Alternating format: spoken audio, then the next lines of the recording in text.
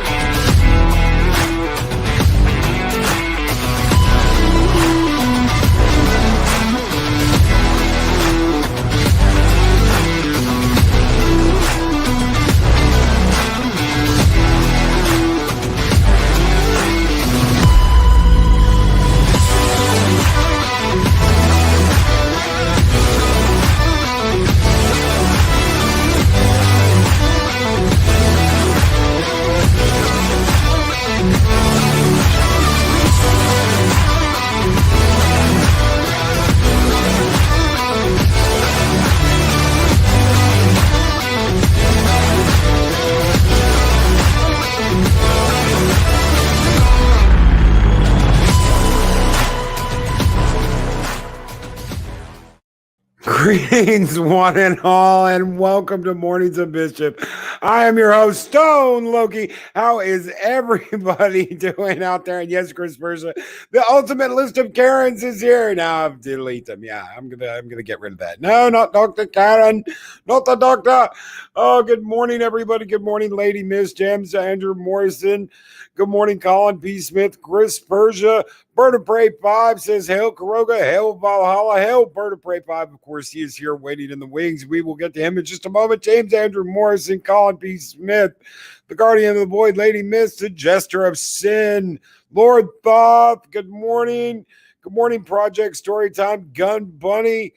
How is everybody doing out there this morning? Curry, good morning, Curry.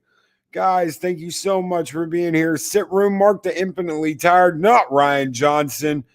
Good morning, guys. Positive Candor, good morning. Hope everyone is having a great day out there today because we started this morning off with some STD, and believe me, we need a better day today. So I'm going to bring up my panel. We have got the one and only Bird of Prey 5, Kapla, brother. Kapla. We have got Samantha Jo, one half of Tag Team Valkyrie. Good morning, Samantha Jo. Good morning. We have got Rambling Canuck. Good morning, guys. Man, you had such a great show with Doom yesterday. Welcome, Thank you. sir. Thank you. And we've got my co-host, the Rooster in the Hen House, Dave Bob. Good morning, brother. Good morning. How y'all doing? We are doing good. And you know what, Bird? You're right. It is episode 5. I messed up, didn't I? I messed up. We're trying to prolong the season. It's okay, though. Prolong the agony. Oh, Loki wants an extra episode, everybody. He wants more Burnham. More Burnham for Loki. More Burnham for Loki. Oh, no. Oh, my God, no. Bird's sitting there singing, Loki doesn't know. Loki doesn't know. Loki doesn't know. It's episode 5. Oh, man. Oh, man. Yeah, it's episode 5. It is episode 5. It's changed now. At least I didn't put it on the thumbnail. Oh. Whoops. Yeah, whoops. Oops. Episode 5. It's changed now in the description. Yay.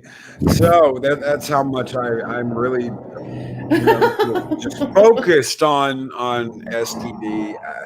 Guys, I tell you what, we are going to get to the episode, but I'm going to say this before we get to the meat and potatoes of it. I didn't feel like vomiting throughout this whole episode like last week.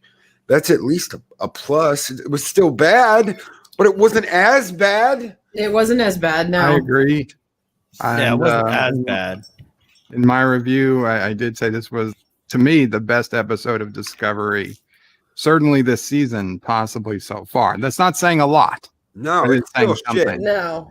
It's still shit. It's just it's not as bad as the other shit that we've gotten.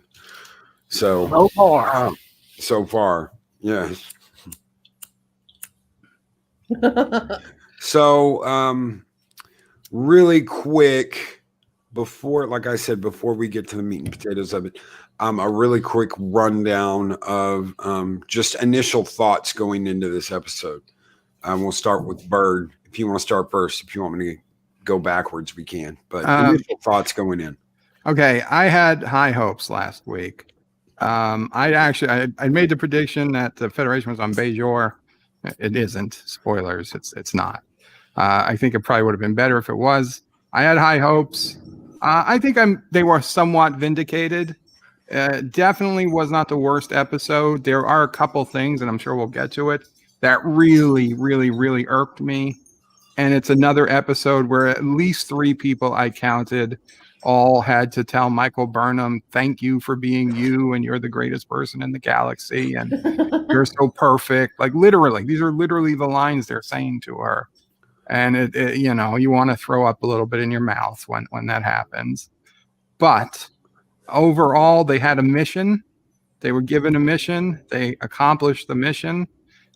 Somehow writers who have no idea how to write science fiction managed to put something together that didn't make me want to punch myself in the head this week. But as a Star Trek, I rate it terrible. But as a sci-fi show, if it was a lone episode of a sci-fi show, I'd say maybe it'll get better. All right, Sam, initial thoughts. Yeah, I was hoping, honestly, for a better episode this week, and I kind of wasn't disappointed. It's been better than the previous. And yeah, I agree with Bird. They were given a mission. They went on the mission. They succeeded at the mission. Okay, good, great. And all the fields and hallways, and still with Michael Burnham is the bestest ever. Oh my God.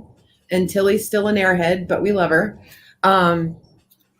But yeah, I had hope for this episode. And like Bird said, it's a sci-fi show, but it's not Star Trek. All right. Dave Bob, what'd you think? Going in. Honestly, I think everything is so contrived. I mean, I know there have to be certain elements that are contrived in any episode of anything, but everything in this one was just over the top contrived. All right. All right. Before we get to Canuck, Mark asked, did Baby Yoda show up to challenge Tilly to an eating contest? No, because Tilly would have ate him and then Baby Yoda would have eaten her stomach to get out. So they would have eaten each other to death. Rambling Canuck. Going in, I didn't have high hopes. I still don't have high hopes, but it didn't make me hit anything, so I think I'm good. All right. And good morning to Loriana Creel. Good morning to everybody popping in. So I didn't have any hope for this episode. I didn't have any hope going into this episode. I was like, no, last week's it just was so bad that I was like, there's no way they can there's no way they can make this better. But you know what? They happened to make an episode that didn't make me want to immediately throw up. And yeah, Pat Steven Seagal, hot garbage, and hail chat nurses and panel. Hail Pat Steven. So Loki, I didn't bring this up when we were talking backstage because I wanted to get your reaction live. So since they decided to show Voyager, how much do you want to make a bet that Janeway's going to have to bow to Michael Burnham? Oh, of course. If they actually did a stroll down memory lane, all of the captains in Starfleet history, all the greatest captains, Picard, Jellicoe, Janeway, Cisco, they would all kneel at the feet of Michael Burnham. And say you were the only reason we exist, and we all owe you everything. If it wasn't for you, we wouldn't exist. I expect that at some point. I really do. And she still has a lip on her talking back to the Admiral. Okay, so what's the point of that? We'll get everybody's idea on that. This is, of course, just a continuation of I know better than you. I know I'm smarter than you. And to answer Colin, they have like a museum of ships. Yeah. They have Yeah. a museum of ships, and Tilly, of course, is the one that's like, is that the new Constitution? Oh my God. And she really sounded like that too. I'm not Yes, kidding. she did. Oh my God, is that the new Constitution? You guys, hugsies. Yeah, I stole that from Az. I had to. Because it's just that bad. They were going on about holding 1,000 people, maybe 2,000, but the Enterprise D could hold 10,000. Yeah. Yeah, in a pinch, it could. If it was evacuating a planet, anything like that, it could hold up to like 10,000 people. Yeah, and had 1,000 member, usually had 1,000 crew on board. And of course, that included civilians. During the Dominion War, they dropped that down to like 600, I think. It was just crew members, no families allowed on board during the Dominion War on any of the Starfleet ships. So they were running a Galaxy class on a crew of 600 people. I don't know if it matters, but to me, what they called the new Constitution looked like the wreckage we saw in the first episode and the second episode when Michael Burnham came through. Yeah. I think we were seeing the wreckage of a whatever it is. I don't know why they called it a Constitution, but the so-called new Constitution class ship. Just a little Easter egg. Anybody else nervous that they said that Discovery's going in for a refit? Well, I don't think it is now. I think it was going to be going for a refit, which honestly, they should have pulled it apart. Any competent admiral, what is it? Oh, you've got a spore drive? Good. We're going to tear the ship apart and we're going to equip everybody with spore drives. They would have said, well, we only have Stamets. They're like, fine, we'll clone him. Yeah. It's for the needs of the many. The needs of the many. And Chris Persia brings up an interesting point, Loki. They won't need to mention her greatness because Burnham already told the Admiral if it weren't for us, all organic life would have already died and we wouldn't be having this conversation right now. Yeah. Yeah. Exactly what she said. And they took her word for it. And they took her word for it. Super Saint Burnham. Saint Michael Burnham is super humble. Oh yeah. She is. So we'll go around again. We'll start with Bird. I'll go last. Anything that stood out to you as go ahead. Sorry guys, I have to power off. Something is burning, smelling. Okay. All right, Bird will be back. We'll go with Sam Jo. Yeah. Anything you saw in this that you were just like, ugh? The whole thing? I mean, it get out of my head. I know, right? It wasn't as cringeworthy as the last few have been, but there were still the Georgiou eye roll moments where I was like, oh, for fuck's sake, are you serious? And it all had to do with Michael Burnham. And she's still kind of pushing the limit of disobeying orders. Finally, she got a smackdown. Yep. From the Admiral. And it was like, oh, yes, thank you. God.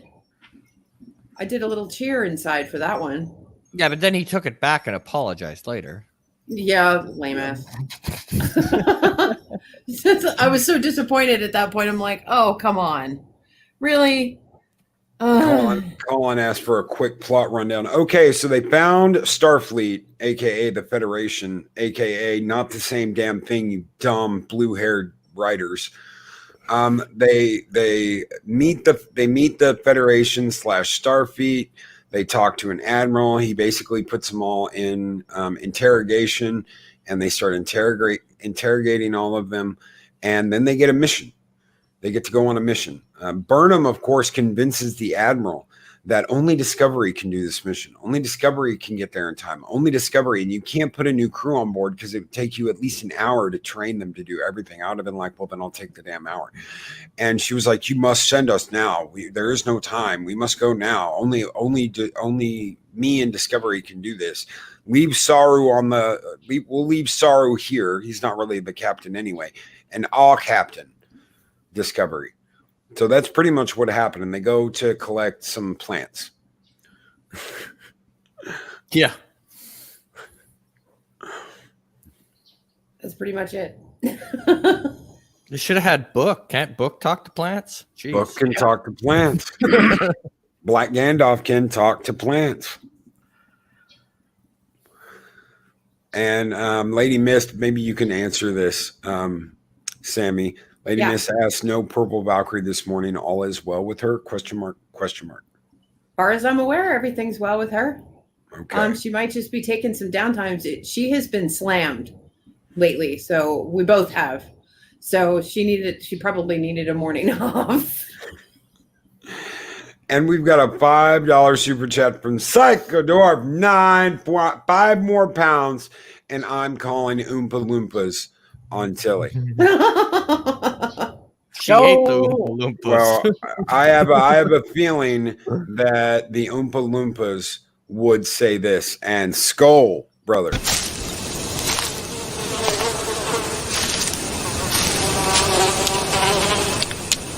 That is one big pile of shit. Yep.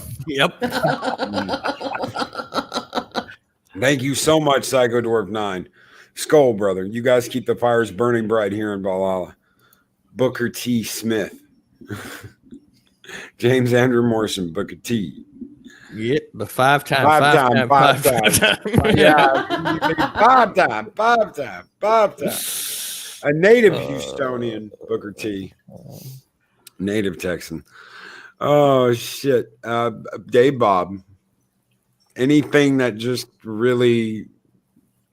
Well, the idea that they have one ship that's holding all the seeds from every planet in the Federation or basically the whole galaxy that they've explored so far, in one spot right by a sun. I mean, they would have had multiple seed banks or seed troves or whatever through the galaxy, I would think. That's just short-sighted, stupid writing, and that's what I'm talking about, contrivances. Lazy. Yeah, lazy, one ship. Yeah. Why aren't they on planets? Why aren't those seed banks on planets? I think somebody brought that up. Why don't they have? I mean, it might have been Bird. If it was you, Bird, I'm sorry. I'm not trying to steal. Yeah, it was Bird. It was Bird. Yeah, Okay, Bird brought this up. Why didn't they have one on Vulcan? Why didn't they have one on Andoria? Why didn't they have one on Earth? Why didn't they have one on key member worlds, charter member worlds that joined the Federation in the beginning? Yeah. Why not do that? Why are they on a ship out in the middle of BFE near a pulsar or a quasar, whatever the hell they were? What did they say? There was only 38 planets left in the Federation? Yeah, I think so. And Mark, the infinitely tired, I'm still trying to figure out how they can jump to warp with Tilly on board. Her gravity well wouldn't allow navigation. It's worse than that. It is worse than that, Mark, because in this episode, one of the things I called out when it happened is they engaged the spore drive inside of a starbase. Inside of a starbase. You can't tell me that whatever displacement happens when they do that wouldn't have sent shock waves through that station. It wouldn't have done something. Yeah. There's no bad side effects of that happening. Yeah, there should have been like a wave of some form that would displace all the ships floating around. Don't forget the jubilation at the floating rainforest, Loki. Oh God, I forgot about that, Canuck. And you can't go to warp inside a starbase. Anybody who argues that's a complete and utter idiot. You can't go to warp. You're slipping into subspace. You still can't go through physical objects. If you crash into an object in warp, it's going to be like Last Jedi level bullshit. You cannot go through an object. The Romulans were working on phase technology so that they could move through solid matter even at warp. You cannot warp through an object. Even if you are in a different level of subspace, you cannot warp through an object. It doesn't work like that. No. But they're gonna spore drive inside of a space station. Anyway, rambling Canuck. Well, I mean, it wasn't. The only ones that they really screwed up this episode was the Terrans, but I'll let Bird talk about that. Yeah. But I mean, other than that, I mean, it was just there. It was an episode. They got to do something. Michael Burnham proved that she knew what she was doing, and say Sarah Sarah, we got another freaking Discovery episode. Basically. I thought every episode Michael Burnham proves that she knows more than everybody else, can do more than anybody else, and knows better than everybody else. And by the sounds of it, she's going to break all the rules and all her commands next episode too, just for fun. Yep. Because that's what Michael Burnham does. Yeah. She breaks the rules and proves how she was right and you were wrong, and you just have to accept that. Well, there was more. Of course, there's more Michael Burnham disobeying the chain of command, Michael Burnham knowing better. This is not Starfleet.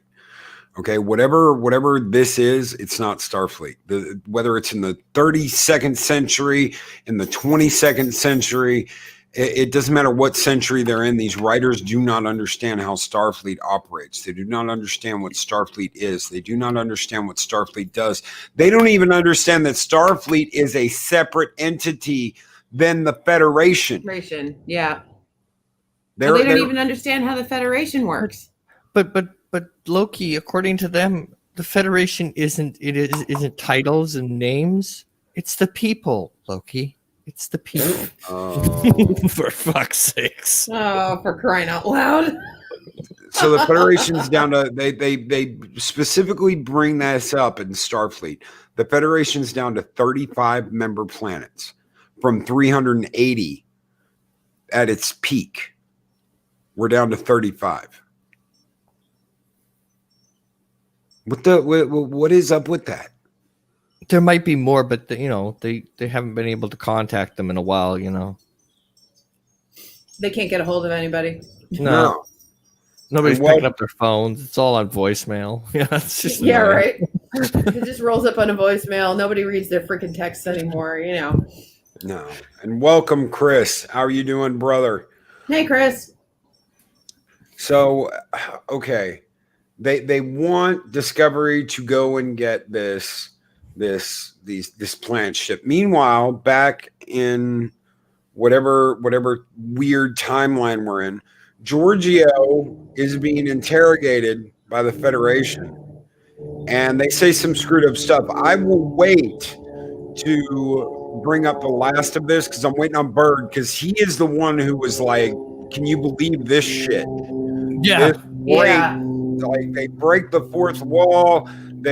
What they bring up, I didn't even catch it when they said it. I had to ask Bird, okay, what the hell happened here? And he brought it up. So we'll wait on Bird. If Bird doesn't come back, I'll bring it up. But we're gonna wait on Bird to bring this part up. But they interrogate Giorgio, and Giorgio, of course, is being Giorgio.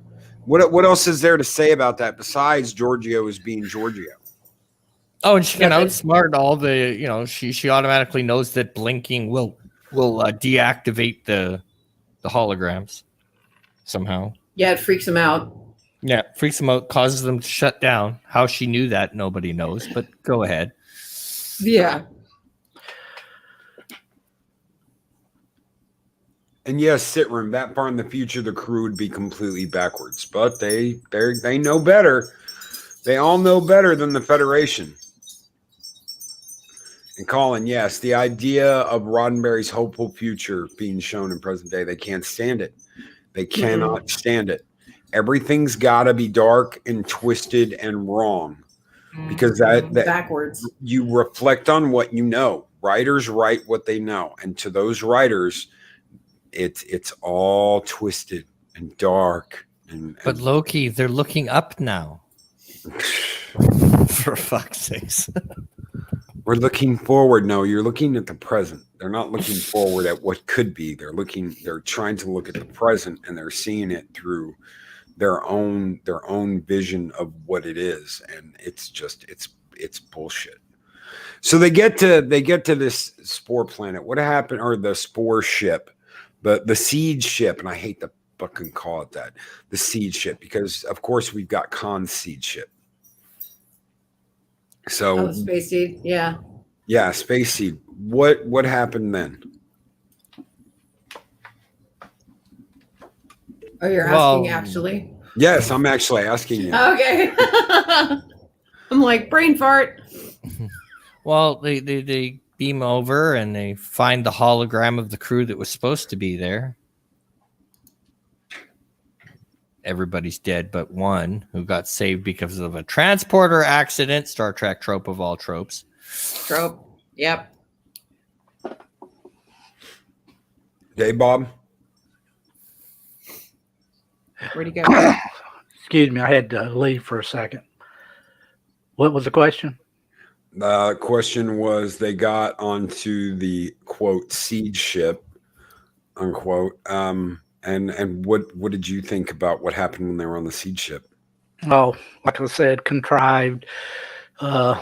You have the captain of the ship or whatever phasing in and out, and you also find out that the lady with the breathing apparatus on her is a member of the same race that this captain on this seed ship is, because it's their time for their year or 2 years or whatever that they've got to look over the seed ship.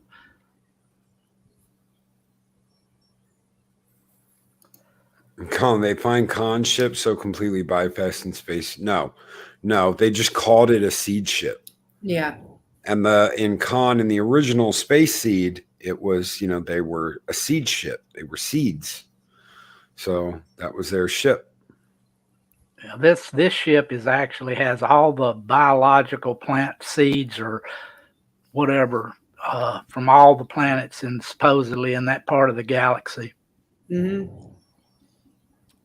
So you find out that the captain of this ship, his family is in cryo, and the doctor's like, they're all dead. I don't understand any reason why you would do this.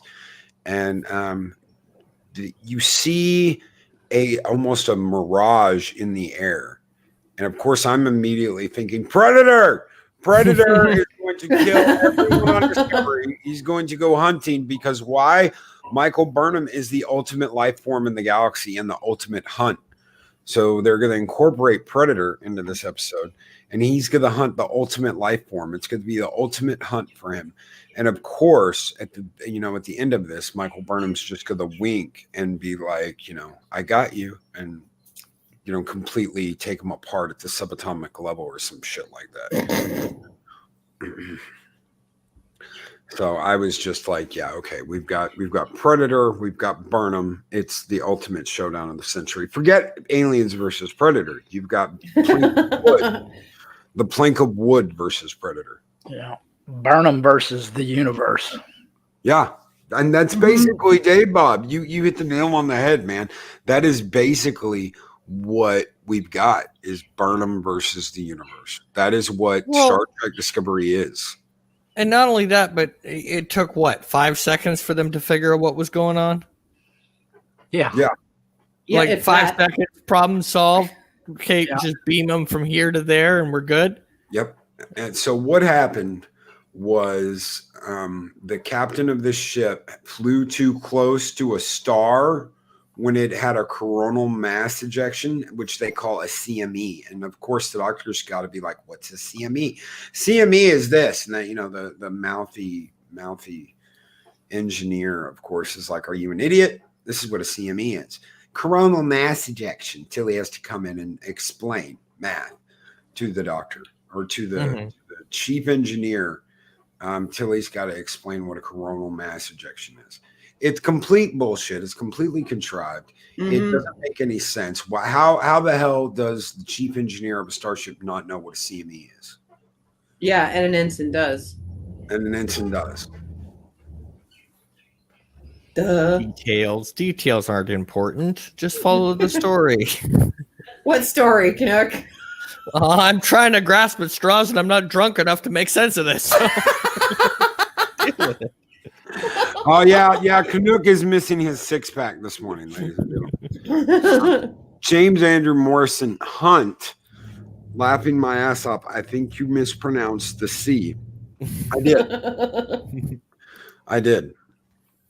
You are one ugly. Yeah. Burnham versus Thanos with the Infinity Gauntlet and all stones. Burnham for the win. Yeah, Pod Racing Palpatine.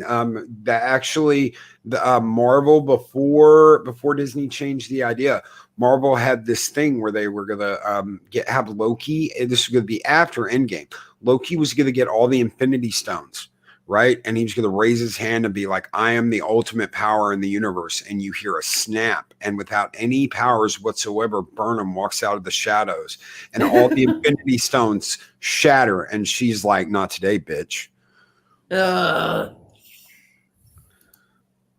Gun Bunny Loki, it's because Tilly is a whammon. Yeah. Tilly is too whammon. And Chris Bergia, if anyone was paying attention during this horrible fucking episode, which wasn't as bad as last week, Chris Bergia says because everyone on Discovery is the bestest ever. They actually make a point of saying that we're a different crew. We're a different kind of crew. We're all flakes, and that makes us better than all of you. Our dysfunction makes us better. Yeah, our dysfunction. Oh, for fuck's sake. God, Yeah. that Jet Reno is so dadgum annoying. I every time she comes on, I just want to puke.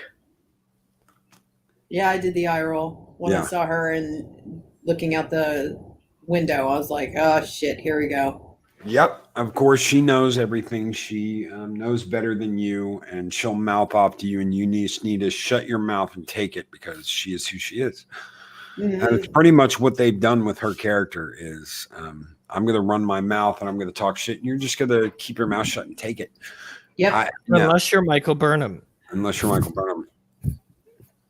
Colin P. Smith, don't give them any ideas. No.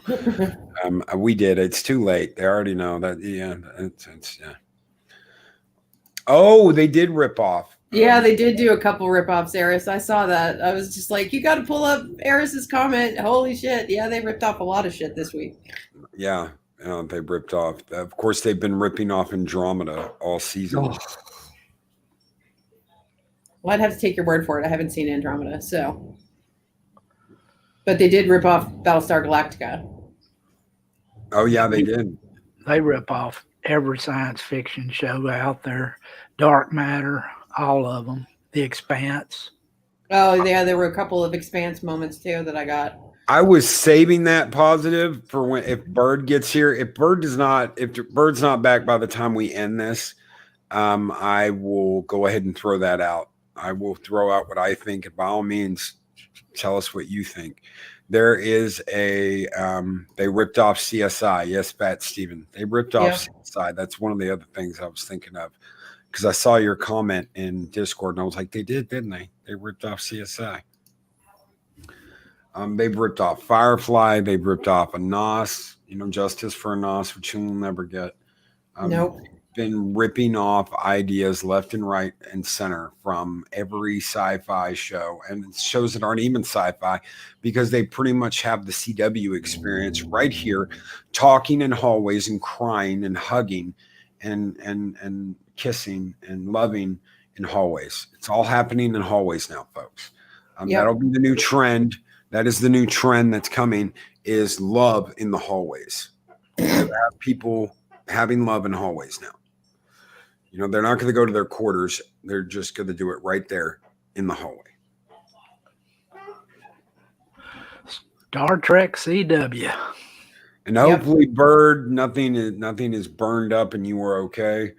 Yeah, hopefully. I hope that wasn't your laptop, brother, and I hope you're all right. Mama prays all right, and everybody there is all right. And yeah, Colin P. Smith, Justice for an Awesome Pod Racing Palpatine. You are right. They ripped off Star Trek.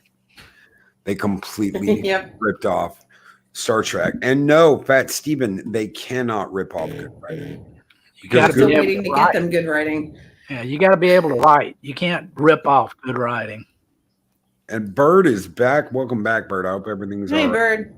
Hey, yeah, sorry, just a little scare. I don't know what was burning, but it's gone now. Why don't you go ahead and tell us the Giorgio incident? Okay, so Giorgio is being debriefed by a guy wearing like black rim glasses, literally out of, maybe now or 10 years ago, and a bunch of people around him that turned out to be holograms. She defeats the holograms by blinking.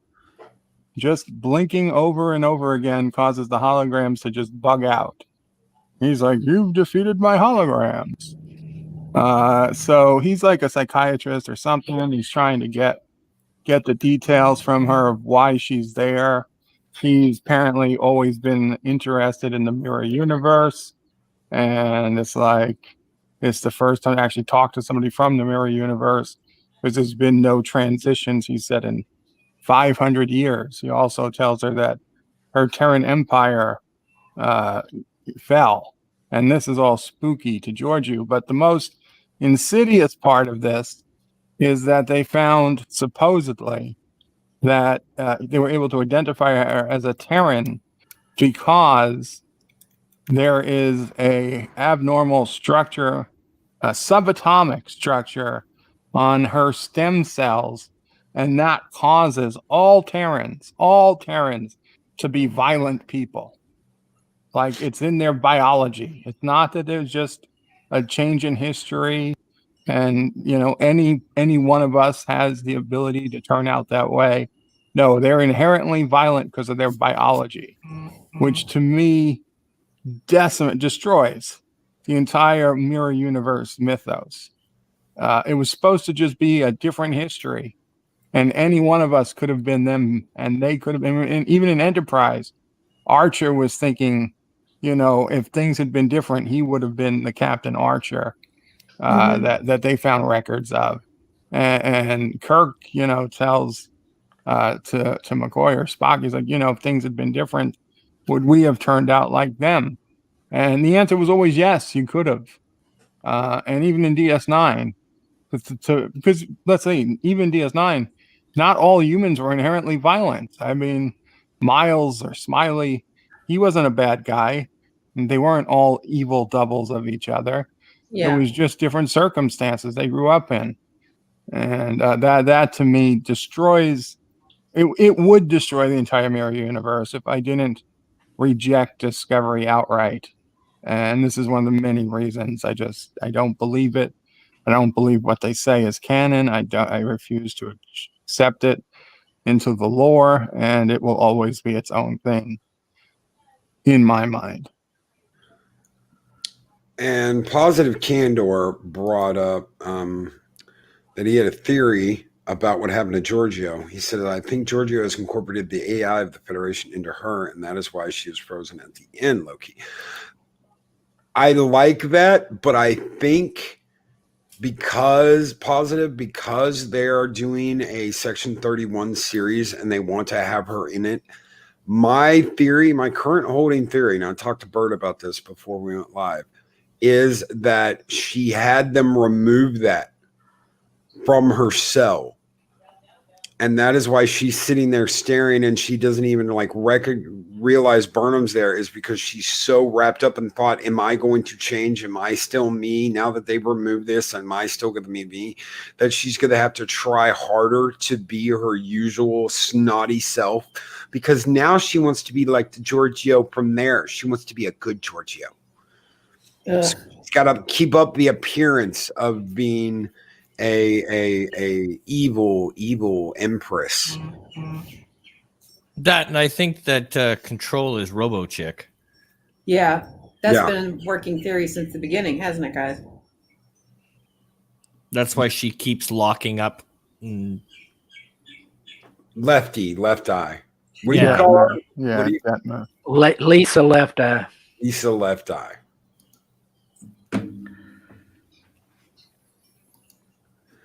So it's just going to get worse.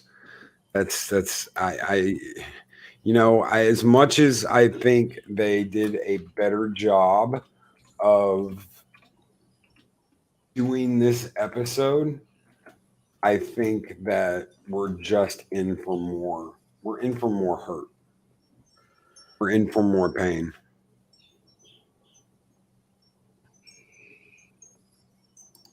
Well, next week they risk everything to save Booker. By the looks of things. Who got a Firefly vibe off of that? Yeah. Not just a Firefly, but a DS9 vibe. Because they have the episode where O'Brien and Kira go to that planet to free the Bajoran slaves from the Cardassians. And there's even a shield. There's even a shield that keeps the prisoners in. And O'Brien has to walk Kira up there and be like, "What? Look, don't you want this hot Bajoran female? Five bars of gold pressed latinum, and she's all yours." And they get them to actually take the shield down, and then they raid the camp and save the prisoners. That's what it looked like to me. It looked like a copy of a DS9 episode. I wonder who they'd bring because no one's going to pay for Burnham. Oh, no, you need to pay us to take her. Pay us to take her. And Positive Candor says it is just because she smashed the communicator that I think Giorgio used that for nefarious means. It's possible. It is possible, even though he told her there's nothing you can do with it. She just broke. I think that the dude that she was talking to is Section 31 because she goes, "Nice badge." And yeah, I got that feeling. The biggest, difference between a normal Starfleet officer and Section 31 is their stupid badge, and she goes out of her way to point out "nice badge." True. So, I think he's Section 31. I think it's evolved. He's Section 32 now. Oh yeah, yeah. Or Section 42 or something. Yeah, that way they wouldn't have to pay. 69. 31J. They wouldn't have to pay the original writers that created Section 31. They wouldn't have any. What do you call it, Bird? Where they have to pay the original writers. Royalties. Royalties. Thank you, brother. God, my brain's not working this morning. No royalties. No royalties. We're not going to pay royalties, so we'll call them Section 31J. Or Section 32B. Section. What's the B stand for? B as in barricade. As in barely legible. Someone's going to have to change all the towels over at Section 31 now. Section 32B. Oh, jeez. Okay, so let's go through the panel real quick, and give a rating. So we'll start with Sam, and we'll go around. What would you give this? Actually, since I've been giving 2s, this one was actually a 3 for me. A 3? It was better than I expected, but it was still garbage.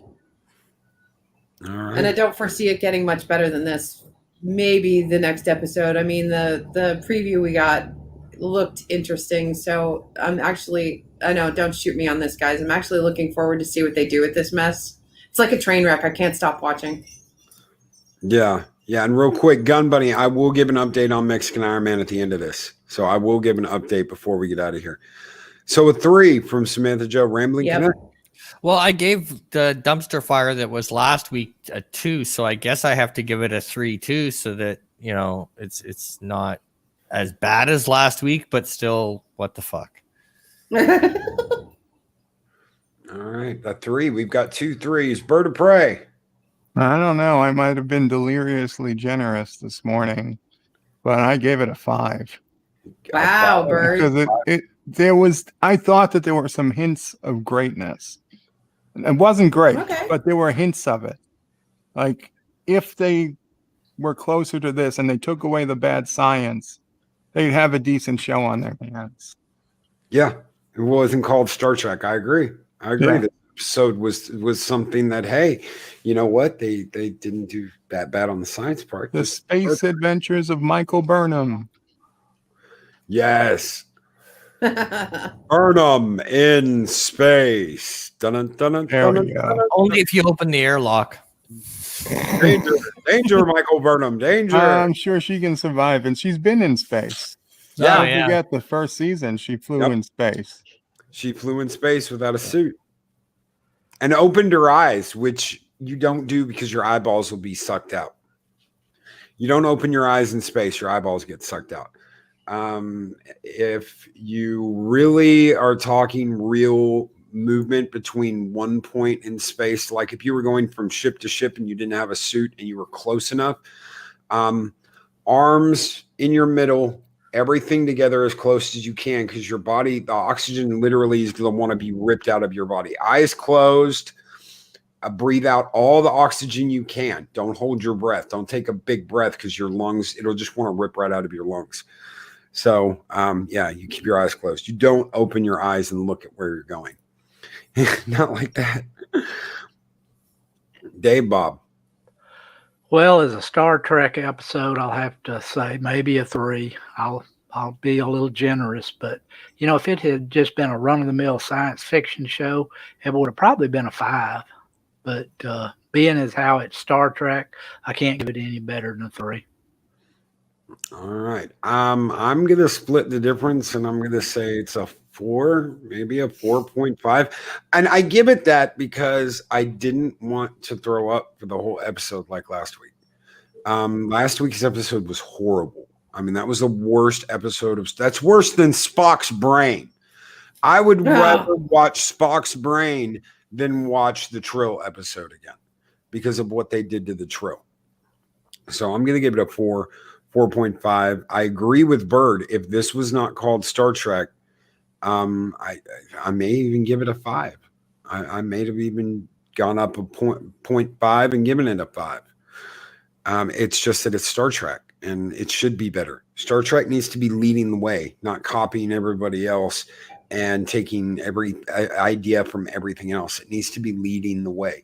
Yes, did Roddenberry and DC Fontana, did they make episodes that took from other sci-fi? Yes, of course they did. Yeah. But they made it Star Trek. They made it into Star Trek. The Star Trek family made it into Star Trek. There is no Star Trek family now. Just like there is no real crew. They're all doing whatever they want to do.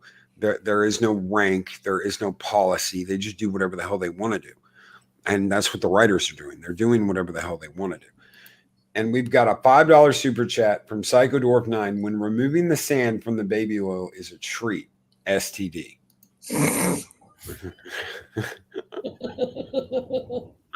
And thank you so very much, Psycho Dwarf 9. We are going old school just for you, brother. Skull! Oh, There it is! It's beautiful! Take your hat off, boy. That's a $1 bill. Thank you so very much, Psycho Dwarf 9. You guys keep the home fires burning bright in Valhalla. Captain Trek Miri looks better than this shit. Miri? The episode, Mary. Oh, yeah. Yeah, it's a TOS. TOS episode. Oh, yeah. Kirk hooks up with a 13-year-old. Gross. Oh, she's actually 300 or something, but she's just played by looked like a 13-year-old. this way Eden was Shakespeare compared to this. Every TOS episode is so much better after watching Discovery. It's actually amazing. I tried to do a video of my worst 5 TOS episodes, thinking it'd be easy. Couldn't do it. They were all like Shakespeare compared to Discovery. Even Code of Honor is better than this crap. I never thought Code of Honor was terrible. No, That's I didn't- true, But Bird. that's You didn't- another discussion for another time. Yeah, I don't think Code of Honor was terrible either. So, an average, it's probably going to come down to like a 4. between the five of us. Split between the Yeah. five of us, we're looking at a 4, a 3-point something, or a 4. I think that this is honestly the least offensive episode of Discovery, and that's saying a lot. With 3 seasons so far, not all complete, I think we're close to the halfway point of season 3. Yeah. I don't know. I don't know what the hell they're going to do and how the hell Michael Burnham's going to save the entire universe again. But even Buffy had a team. It wasn't always just Buffy saved the world again, save the human race again. It was a team. It might have been called, Buffy the Vampire Slayer, but it was a whole team. It was a gang. It was a group effort. The Scooby Gang. Yeah, it's just not that. This isn't that. This is Burnham saves everything. So, Queen Burnham and her court. yeah. Burnham in her court. And $2 super chat from Captain Spire. Good morning, you amazing crew, LLAP. Good morning, brother. Thank you so very much for that. And Skull. Stick around.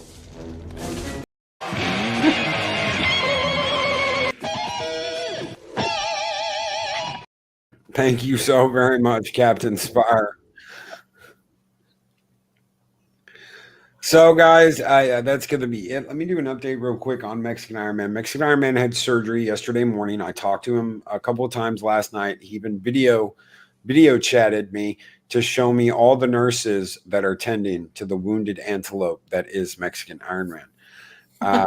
He is in much better spirits, and he is in much better spirits thanks to a lot of you. Guys, he was down. I've never heard Mexican Iron Man this down. He was kicking himself. He was like, Loki, I can't do this. I can't do that. I just want to help out.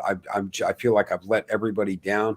And the stream we had Tuesday night really brought him back. The man we know, Iron Man, really brought him back and back up to snuff. He got through surgery fine. He was in much better spirits. He's got another surgery they're going to do on his ankle. And then he's in for a lot of physical rehab. So, I guys, thank you, all of you, everyone that was a part of that, everyone that sent well wishes, everyone that's commented on Twitter, anyone that sent him a direct message. Thank you so very much. He shattered his tibia, he broke his ankle. But he is on the mend, and he is going to get through this. I'm going to fly out to San Jose in the beginning part of next month, and we are going to drive. We're going to drive him to South Carolina and get him moved. I don't know who's all going with us yet, but we're going to get him moved, and we're going to get him set up because he is so looking forward to the time change. He said it multiple times. He said it to me. He said it to Coach. He said it to Paulie. I can't wait to get moved because then I'm going to be kind of on a much better time zone and right there with you guys so I can do more for the community. And he was so upset thinking he wasn't going to get to do that. And we're going to make sure he can. No matter what we do, we're going to make sure he can. And Sit Room, yes, Highlander 2, the original cut, the theatrical cut is better than STD, and that's saying a lot. Or from the planet Zeist, Highlander. Yes. So, guys, thank you so much for being here. Thank you so much, panel. Thank you guys so much. I know this is trying. Best of times, watching this shit is trying. I understand, and I thank you all the chat. Thank you for being here. Thank you guys so very much. I'm going to hit you guys with some Kratos. As again, I am working on the outro again. So, guys, if you haven't checked out the Valkyries, check out Samantha Jo and Purple Valkyrie. They do Rise and Shine with Valkyries Monday, Wednesday, and Friday. Rambling Canuck does a wonderful, wonderful history show with Admiral Oliver Franklin Doom, and you guys got some fun stuff. Is there anything you want to tell anybody about what you got coming up? Well, we've got the start of the Stalin series dropping tomorrow. And then next Tuesday will be the death of FDR. Oh, wow. All right. Dave Bob, of course, is my co-chair in 2 review panels. He is my co-host. He co-hosts this, and he co-hosts the Mandalorian review, which we've got coming up tomorrow. Thank God. He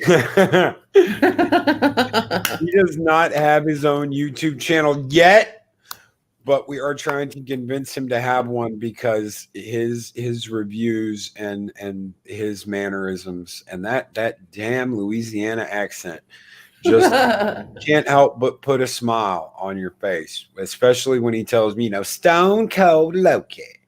I love it. Absolutely love it. Thank you, brother, for being here. Bird of Prey 5, guys, is the master of Trek. He is the master of Star Trek. This guy knows more about Star Trek than anyone else on this planet. He is the ultimate Jeopardy winner of Star Trek. Go ahead, Bird. I didn't mean to. I think you give way too much credit. No. I just watch episodes over and over and over.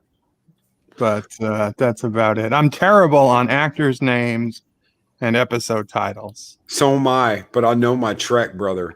And you know your Trek. You put me to shame. I've seen every episode of Star Trek multiple times except for STD and Picard. But you put me to shame, brother. And he's just being humble. Guys, check out Bird of Prey 5's channel. He is the Trekker of Treks. He knows his stuff. He is the master of Star Trek. Check out his channel. If you like his content, subscribe, ring that bell. We will catch you guys next week for next week's Star Trek Discovery panel. Thank you all so very much for being here. We'll catch you later. Bye. Bye, everybody. Take her easy.